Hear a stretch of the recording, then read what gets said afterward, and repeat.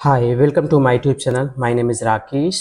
आज हम आपको बताएंगे बहुत सारे ऐसे जो पारिवारिक लोग होते हैं उन सोचते हैं कि हेल्थ इंश्योरेंस वाकई में मेरे लिए ज़रूरी है या नहीं है। आज हम बात करते हैं आपके स्वास्थ्य बीमा की। ठीक है, तो वन बाय वन इसके बेनिफिट्स आपको बताएंगे, इससे क्या फ़ायदा होता है, क्या वाकई में ज़रूरी है या नहीं ज़रूरी है। ठीक है, चलिए हम आगे बढ़ते हैं। सबसे पहले हेल्थ इंश्योरेंस होता क्या है, इसका हिंदी का मतलब क्या है, एग्जैक्टली ये कहाँ यूज होने वाली चीज़ें हैं। ठीक है, हेल्थ इंश्योरेंस का मतलब होता है कि स्वास्थ्य बीमा ये वहाँ पे यूज होता है जैसे कि मान लीजिए आप हो, एक उदाहरण दे रहा हूँ।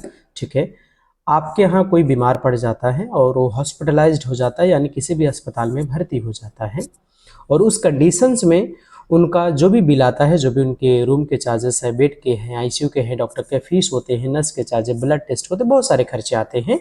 वो सारे खर्चे को मिलाकर जो भी 2.5 से 3 लाख, 4 लाख, 5 लाख बिल बनता है, XYZ जो भी हो, तो वो जो खर्चा होता है कहाँ से आप देते हैं?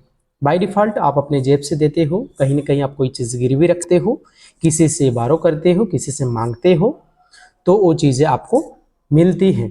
करेक्ट। तो यहाँ पे क्या होता है, अभी 2.5-3 लाख भरने से अच्छा ये है कि आपको साल भर में जो भी आपको 10,000, 12,000, 15,000 आता है एज पर द एज, आपको प्रीमियम पे करना होगा, यानी महीने का जो भी है 500-600 रुपये आता है, इतना तो हर कोई भर सकता है।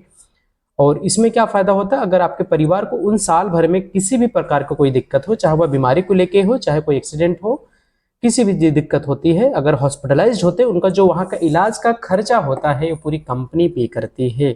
इसका मतलब ये है कि उनको टेंशन लेने की ज़रूरत नहीं होती है। तो इसका मतलब होता है कि ये स्वास्थ्य बीमा यहाँ पे काम करता है। ठीक है, इसका मतलब ये हो गया। आई होप आपको बहुत अच्छे से समझ में आया होगा। मैं मानता हूँ कि कोई भी व्यक्ति है, अगर वो एकदम फिट भी है, फिर भी उसको कुछ ना कुछ प्रॉब्लम्स होती है। कोई भी टोटली फिट नहीं होता है, आज नहीं तो कल प्रॉब्लम्स आएंगी। अगर आप अर्निंग मेंबर, अगर आप आपके फैमिली में आप कमाने वाले आप हो, तो जिम्मेदारी आपके ऊपर है, तो यही सही समय है हेल्थ इंश्योरेंस लेने का, क्योंकि आपके पास जिम्मेदारी है और आपको समझ में आता है कि आपको क्या करनी है, क्या नहीं करनी है। आप इधर उधर घूमे हुए हो, आपको पता है हॉस्पिटल में कितने खर्चे जाते हैं और वो कहाँ से लानी है। इससे अच्छा है कि आप हेल्थ इंश्योरेंस करवाएं।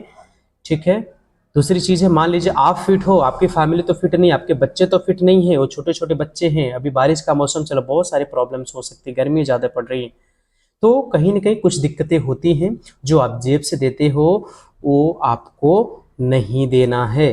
ठीक है, क्योंकि कहीं ना कहीं देखिए, इलाज तो आप फैमिली का करवाओगे कहीं से भी कहीं, चाहे आप घर गिरवी कर दो या फिर कहीं कोई कर्जा लेके रखिए, कोई लोन लीजिए, कहीं ना कहीं करवाएंगे, क्योंकि एंड ऑफ द डे वो हमारी फैमिली होती है, उसकी फिक्र हमें ज़्यादा होती है। ठीक है, चलिए हम बात करते हैं। अब हेल्थ इंश्योरेंस क्या होता हमने बता दिया कि हॉस्पिटल में जब भर्ती होंगे वहाँ का जो भी इलाज के खर्चे होते हैं, जो भी 5 लाख, 10 लाख, 15 लाख, वो कंपनी की तरफ से मिलता है, वो आपको वहाँ पे 1 रुपये देने की ज़रूरत नहीं होती है। ठीक है, अब हम बात करते हैं उसके बेनिफिट्स क्या क्या होते हैं। सबसे पहला जो होता है इन पेशेंट हॉस्पिटलाइजेशन। इसका मतलब होता है कि अगर कोई भी इंश्योर्ड पर्सन जिन्होंने पॉलिसी लिया हुआ है, अगर किसी वजह से हॉस्पिटल में एडमिट होते हैं, उनका जो भी इलाज के खर्चे होते हैं वो कंपनी की तरफ से पे करके दिए जाते हैं। जैसे कि उनका रूम का चार्जेस हो गया, बेड का हो गया, डॉक्टर का फीस हो गया, नर्स के चार्जेस हो गए, आईसीयू के चार्जेस हो गए, और भी जो भी ऑपरेशन के खर्चे आते हैं वो सारी चीज़ें उनको पे करके मिलता है कंपनी की तरफ से। ठीक है, अभी हम बात करते हैं हमारे सेकंड बेनिफिट का। सेकंड बेनिफिट यानी प्री हॉस्पिटलाइजेशन।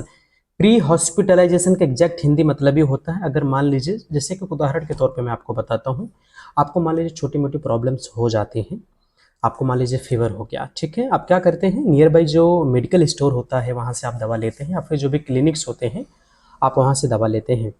तो आप 10-15 दिन दवा कंटिन्यू करते हैं और फिर भी आप ठीक नहीं होते हैं, फिर डॉक्टर वहाँ पे बोल देते हैं एक काम कर लीजिए, अभी आपको टाइफाइड, मलेरिया है, XYZ कोई भी प्रॉब्लम बता के आपको बोलते हैं कि काम कर लीजिए, आप किसी बड़े हॉस्पिटल में जाके एडमिट हो जाइए। ठीक है, तो उस कंडीशन में हम क्या करते हैं, जो भी हमारा 1 महीने 2 महीने का जो भी हमारे जो है प्री हॉस्पिटलाइजेशन होते हैं, हॉस्पिटल में एडमिट होने के पहले, प्री मीन्स पहले, ठीक है, एडमिट होने के पहले जो भी हमारा खर्चा हुआ होता है वो भी कंपनी की तरफ से पे करके मिलता है, यानी वहाँ पे भी आपको देने की ज़रूरत नहीं है। सबसे मेन बेनिफिट होता है, ठीक। यानी जो भी डॉक्टर का फीस होते हैं, जो आपने मेडिसिन लिए हैं, ठीक है, वो सारी चीज़ें कंपनी की तरफ से जो भी 2 महीना 3 महीने 4 महीना का है वो कंपनी की तरफ से पे करके मिलता है as for the company benefits, ठीक। अब आ जाते हैं second benefit, third benefit. Third ये है पोस्ट हॉस्पिटलाइजेशन। पोस्ट हॉस्पिटलाइजेशन मतलब ये होता है, पोस्ट मीन्स बाद में, ठीक है।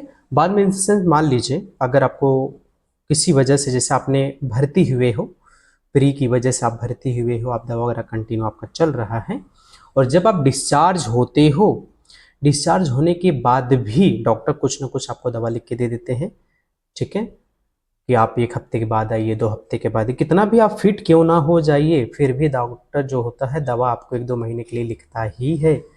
तो उस कंडीशंस में आपको क्या करनी है कि दवा आपको कंटिन्यू करनी है 2 महीना 3 महीने 4 महीना 5 महीना 6 महीना, maximum as per the plan बहुत सारी कंपनियां 6 महीने तक देती हैं। तो आप पोस्ट हॉस्पिटलाइजेशन 6 महीना उस बीमारी के लिए आप दवा कंटिन्यू ले सकते हैं जिस बीमारी के लिए आप एडमिट हुए थे, ठीक है। इतनी बात